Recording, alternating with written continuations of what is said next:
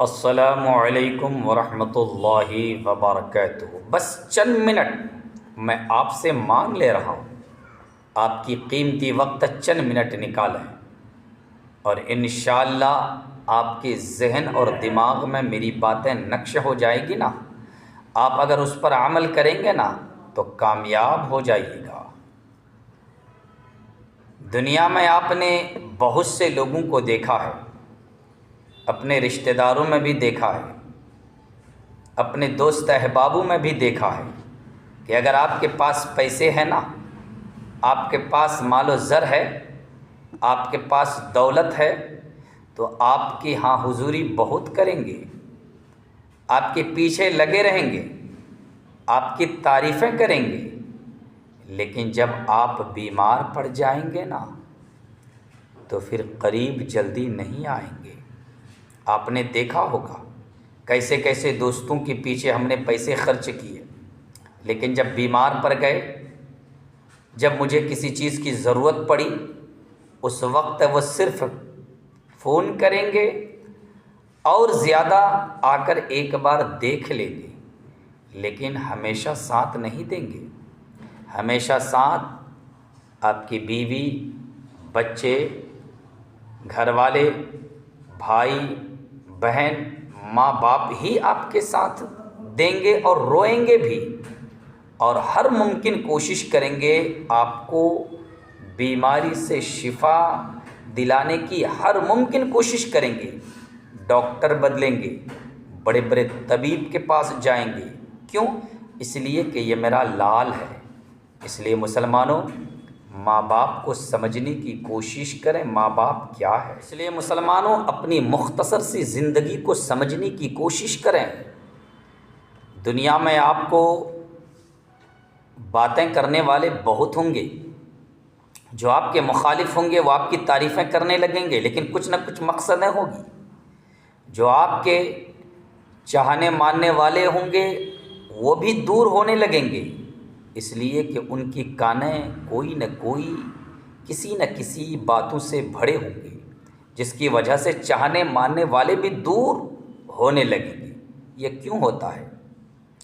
آپ کے اندر لوگ پتھر بھی اسی درخت پر مارتے ہیں جس درخت کے ٹہنیوں میں پھل ہوتے ہیں۔ اس لیے مسلمان سوچو، ذرا سمجھنے کی کوشش کریں، اپنی زندگی کو کس طرح سے ہم گزاریں کہ اللہ بھی ہم سے راضی ہو جائے اور ساری کائنات کے آقا بھی ہم سے خوش ہو جائے۔ مسلمانوں، دنیا کو دیکھ کر اپنی زندگی نہ گزاریں۔ اللہ و رسول کی رضا اسی میں ہے جب انسان اپنا دل صاف رکھے اور اللہ و رسول کی محبت میں کام کرنے لگے۔ نیکیوں کا حکم دینا، بری باتوں سے روکنا، بھلائی کرنا، ماں باپ کی خدمت کرنا، بڑوں کی تعظیم کرنا، چھوٹوں پر شفقت کرنا، اس طرح سے آپ اگر عمل اپنائیں گے نا تو آپ کو ترقی کی منزل پر پہنچنے کے لیے کوئی طاقت نہیں روک سکتا۔ اس لیے کہ اللہ صحیح کام اور حق کام، حق بولنے والے کو اللہ عروج منزل عطا فرماتا۔ اللہ و رسول سے محبت کریں، صحابہ کرام، بزرگان دین، تابعین، تبع تابعین، خلفائے راشدین سے محبت کریں۔ شیطان کا کام ہوتا ہے بہکانا۔ اللہ تبارک و تعالیٰ کے حکم کو مکمل طریقے سے اس کو فالو کریں۔ حضور صلی اللہ تعالیٰ علیہ وسلم کو دل سے مانیں۔ آپ نے اصحاب کہف کا واقعہ تو سنا ہوگا نا۔ اصحاب کہف کا کتا اللہ والوں کی محبت میں کلائیاں پھیلا کر چوکھٹ پر بیٹھا رہا، اس کا صلہ کیا ملا؟ سورہ کہف 15واں پارے میں، سورہ کہف میں مکمل طریقے سے سورہ کہف کا ذکر ہے۔ اللہ نے اس کا صلہ اس کتے کو یہ دیا کہ وہ کتا جنت میں جائے گا انسان کی شکل میں۔ کیوں؟ کیا کیا؟ کیا کتا نے نماز پڑھا؟ کیا وہ ایمان والا تھا؟ نہیں نا، صرف وفاداری۔ کام بھوکنے والے نہیں ہیں، ہم بھوکیں گے نہیں، ہم اللہ کی ولی کی محبت میں ہم آپ کی حفاظت کے ساتھ چلیں گے، آپ کی حفاظت کریں گے۔ اللہ نے اس کا صلہ کیا دیا؟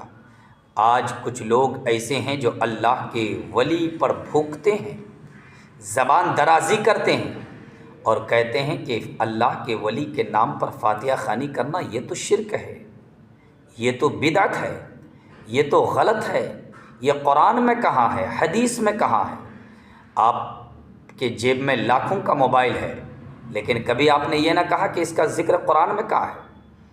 لاکھوں کے ڈریس آپ پہنتے ہیں، جبے اوڑھتے ہیں، لیکن کبھی آپ نے یہ نہیں کہا کہ اس کا ذکر قرآن میں کہاں ہے؟ لیکن اللہ والوں کے نام پر فاتحہ خوانی کا ذکر، اللہ والوں کے نام پر فاتحہ خوانی کریں گے تو لوگ کہتے ہیں قرآن میں کہاں ہے؟ یہ سوچ اور سمجھ کی کمی نہیں تو اور کیا ہے مسلمانوں؟ ہم ہزاروں کام کرتے ہیں، اپنی بچیوں کی شادی میں لاکھوں خرچ کرتے ہیں، کروڑوں خرچ کرتے ہیں، تب ہمیں یہ نظر نہیں آتا کہ قرآن میں کہاں ہے کروڑوں خرچ کرنا؟ ہم ایک سے ایک عمدے سے عمدہ کھانا بناتے ہیں، تب تو ہمیں یہ نظر نہیں آتا کہ اس کا ذکر قرآن میں کہاں ہے، حدیث میں کہاں ہے؟ لیکن واہ مسلمان، جب اللہ کے ولی کے نام پر نظر و نیاز کریں، فاتحہ خوانی کریں، لنگر عام کا اہتمام کریں، میلاد شریف منائیں، 11ویں شریف منائیں، پیارے آقا کے نام پاک کو بوسا دیں، تب ہم کہتے ہیں کہ قرآن میں کہاں ہے، حدیث میں کہاں ہے؟ مسلمانوں سوچو ذرا، آپ کس گناہوں کی دلدل میں پھنستے جا رہے ہیں دن بدن؟ شیطان آپ کا پیچھا کر رہا ہے۔ مسلمانوں، اگر آپ چاہتے ہیں کامیابی تو اللہ والوں کو دل سے مانیں، پیارے آقا صلی اللہ علیہ وسلم سے محبت کریں۔ اگر آپ کا ایمان پختہ ہے، ایمان والے ہیں، تو پھر آپ کی دنیا بھی سنور جائے گی، آخرت میں بھی بیڑا پار ہو جائے گا۔ حضور صلی اللہ تعالی علیہ وسلم کی شفاعت آپ کو نصیب ہوگی۔ میرے آقا صلی اللہ علیہ وسلم کا نام پاک کو بوسا دیا کریں، چومیں، 11ویں شریف منائیں، میلاد شریف منائیں، لیکن شریعت کے دائرے میں رہ کر۔ شریعت کے خلاف کریں گے تو اس کا جواب میرے پاس نہیں ہے۔